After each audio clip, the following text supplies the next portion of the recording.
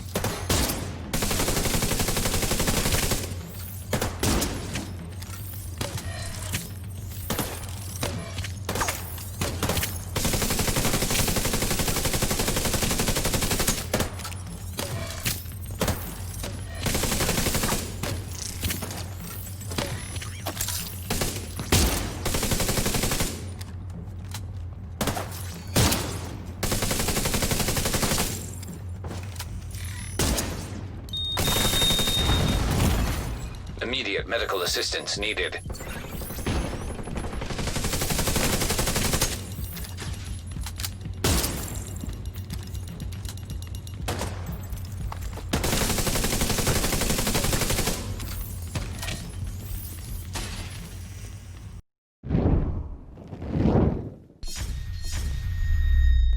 What's up, agents? Patrick Wolf here. Welcome to another Division 2 build video. Today's video is going to be the Immortal Hybrid build 2.0.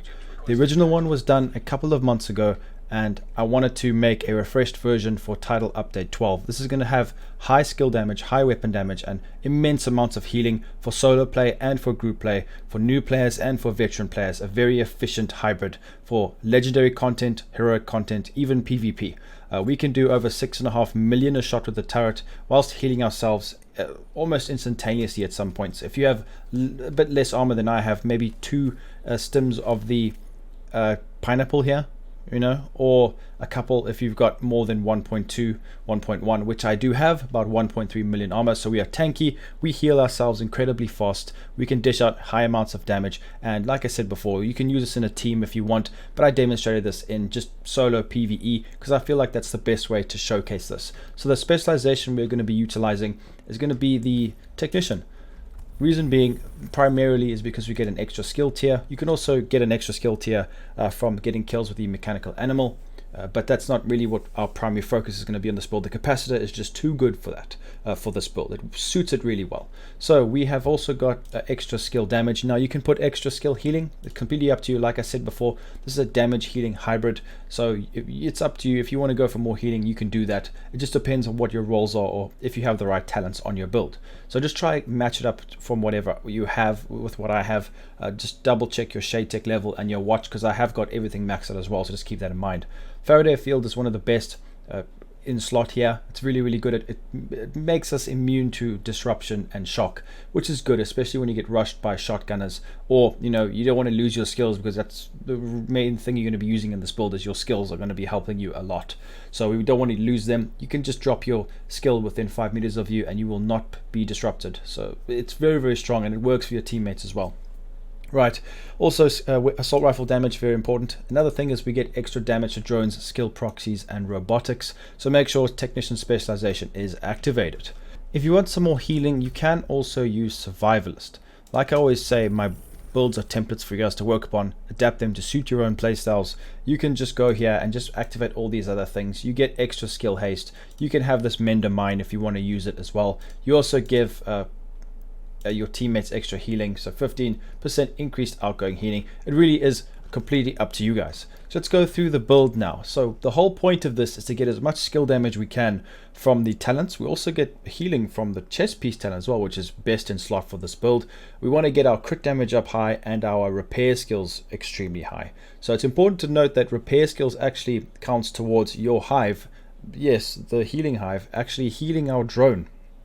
So as you guys saw in the gameplay, you can use whatever drone you want, skill you want to damage NPCs. It's completely up to you, but I use the sniper turret because it does over 6.5 million a shot, and it auto locks onto the enemies, which is very, very helpful and very strong. Sometimes you don't even have to aim it, you just push the button to use it, and it wrecks NPCs. You can do lots of damage, and you can pick it up now since TU12 is launched. You can actually pick up your turrets, which is a nice addition.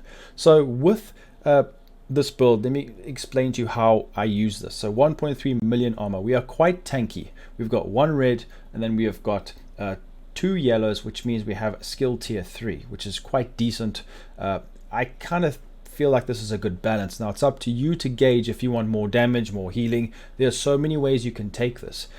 Also, I will actually give you some ideas to change this up, because there are a few things to take note of, or ways you can change it. It can go many different directions. So the whole point of this is to throw your hive down, stay within 5 meters of it, put down your sniper turret, just bop the NPCs left, right, and center, whilst healing yourself incredibly well, overcharging with BTSU, doing damage with the capacitor, because it's got a high crit damage on this build, so our crit chance is just below 60%. We'll be hitting hard, and these two talents combined give us 60% skill repair, 30% skill damage, plus an additional 25% skill damage from the bag, which is always going to be procced. So as you can see, we have high healing, high skill damage, and high weapon damage due to our crits. So there are a few ways you can change this. For example, the 2-piece future initiative, it's important to take note that you might be wondering, 2-piece Murakami might be better. And you're right, but the thing about this is I'm getting my skill damage and weapon damage from other ways. So I wanted to primarily focus on just getting repair skills, which is the best in slot for the 2-piece. The only thing that's second to this is 1 RNK, which gives you incoming repairs, but repair skills is more important for this build, because we want to actually repair our own skills, our drone, with our healing hive. So you can take it a few ways. You can put 1-piece RNK, maybe another extra piece of Fenris. It's really up to you. There's so many ways you do it, but this is the reason why I've got it. So we have Murakami here, which the 2-piece would give you skill duration and an extra attribute, which could be skill damage, crit chance, whatever. So it might make it a bit easier for you. I don't have the best Murakami pieces. It's very difficult, because with future initiative, all you have to do is just find one with repair skills and just pop armor on it. It just really depends on what you want to do. So 2-piece Murakami is actually quite good, but just remember that's 50% on top of what you already have using the future initiative. This only gives you 20, well, whereas with future initiative you get 30, so that is a significant, that's 50% more, which is good. 30% is a big difference, so it's completely up to you. You can use that, or the 1-piece RNK, whatever you guys want, or you can even put 2-piece Murakami and 2-piece future and forget about the extra damage from your gun. But like I said, this just works for me. I've tried a whole bunch of combinations, and it's just really, really potent. Right, so let's go through each individual piece. So we've got the capacitor, which is extremely powerful. I've tried this against the weapon that has perfectly in sync, and yes, I did roll it extremely well. The test subject, it's got DTC, it's almost maxed out guard roll. This is a very strong gun, but the damage is going to be less than the capacitor, so I recommend using the capacitor. It's just too good. 60% skill damage you get, and for each yellow you get an extra 7.5% weapon damage, which is really nice. And the best thing about this weapon is the modifications. 10% crit chance and 30% crit damage, which is really good for a barrel. Amazing. And extra weapon handling plus 11 rounds. It's an amazing gun. So just put your stacks up on the right hand side of the gun. It'll show you how much stacks you have. I'm sure you guys understand how this works. This works perfectly and synergizes very well with the combined arms backpack talent, because that gives us skill damage whenever we actually shooting. So that's very potent, and I really do think it works well together. And then when you're in combat with kinetic momentum, as soon as you get into combat, when you use your skills, each skill generates a stack. When you're in combat, it actually just starts generating. I don't know if you guys knew that. Just have a look. There's a right hand snowball. I call it a snowball. It's a little ball. There's a right hand one, left hand one. Left hand one is for your left skill, right for right skill. So when you're in combat, it actually starts increasing. So if you have, we'll explain this in a second. I'm jumping ahead of myself. So use the capacitor. It's very good. I recommend it to you guys. That's why we've tried to put some more crit damage on this build. Then we have the mechanical animal, just basically just to give us another 3 skill tiers, which takes us all the way to 6. So it's very important. I really do like this. I don't even use it in my gameplay, but I should have. But it's there for you if you want to use it. Also, if you want to get extra skill tier and just do damage with your skills, you can just put on the spike on this, or use it for an extra skill tier. This card custom, very nice web pistol. Just hold it, and as you can see on my character right now, I have 4 skill tiers. So it's completely up to you on how you want to do it. So let's have a look at the pieces now. So like I said before, the 2-piece Future Initiative, 2-piece Murakami could be quite good, but like I said, that extra 10% repair skills is just really good. And honestly, the more repair skills, the better, because our hive stims we don't have that many charges, so the more powerful the charge, the better, because especially when you're playing solo, if you run out of hive charges, it's quite difficult. That's why the BTSU will save us with the skill haste and the overcharge. But like I said before, you guys can decide what you want. So we've got the 2-piece Future Initiative. I've rolled armor and repair skills, and then every single modification is critical hit chance. 1, 2, 3, because we want to get our crit chance up to 60 to make use of the crit damage from the weapon and the grouper. So the knee pads as well, the 2-piece Future Initiative, repair skills, armor. Very nice, 30% repair skills from the 2-piece. Then we have got the chest piece. I've got Cheska, which allows me to get right up to the cap of the crit chance, which is necessary. Crit chance, we got weapon damage, skill damage, and crit chance, extra skill damage, which is great. Like I said, all my mods are crit chance. So when in combat, each skill generates a stack while active or not on cooldown. Stacks increase your total skill damage by 1% and total repair by 2%, up to 15 stacks per skill. So if both of your skills have the ball icon and they're fully maxed out, that's 30% skill damage and 60% skill repair. It's somewhere around there. Sometimes it's a bit buggy or it's a bit difficult to measure, but it should be around what it says. So it's very strong for healing and skill damage. Must have talent for this. Then we've got the holster. Now it's important to note, Fenris would give you more base damage, but this gives us higher crits. Now 60%, if you have 60% crit chance, that's higher, so you're going to be critting 60% of the time. 40% are not going to be crits, so it's beneficial then for you to have grouper. If your crit chance is only 30%, I'd rather go for a Fenris here. That's my honest opinion, so you need to gauge it on what your build does. So I've got armor, crit damage, and crit chance, just to give it that extra boost of damage for my weapon. So as you can see, 56, just under 57% crit chance and 100% crit damage. We've even got armor and health damage here, which is nice. So just keep that in mind. If, like I said, if it's below 40-30%, it's not worth it. Ideally 50, because you know that's 50% chance. So you can go for Fenris. Probably it's going to be beneficial for you, because if you're critting less, you're going to be doing a higher normal base weapon damage. So you need to gauge it for yourselves. Right, let's move over to the bag. So the 1-piece Alps is extremely important. We have got 40% repair skills from the 1-piece and the roll on there, with extra skill damage and crit chance. Perfect combined, this is not perfect combined, it's normal combined arms, which is 25% skill damage when you're shooting. So as long as you're shooting your NPC, getting your stacks up with the capacitor, that is huge amounts of damage that you will be dishing out with this build. Like I said, you could use whatever skills you want with this. You can hit huge numbers with your turret, drone, whatever you want. Then BTSU gloves. Now I added this, well, in my previous version I didn't have these, but I've added these on because it really does help. You know, you get the overcharge very often, and it actually allows you to get your skill haste so high, your hive just gets all of its charges back. I think it's about 24, 25 charges, and your turret does big damage, high RPM. It's definitely worth it. We have repair skills and skill haste, very nice, and we get extra hive skill haste per skill tier. So we have got, well, holding the pistol, that's 4. So if you want to get them back as quick as possible, you just hold the pistol out and you get an extra 15% just for holding the pistol. So you can see why these are so good. But obviously if you have a team, having a tier 6 would be beneficial, but that would be for just a plain healer build.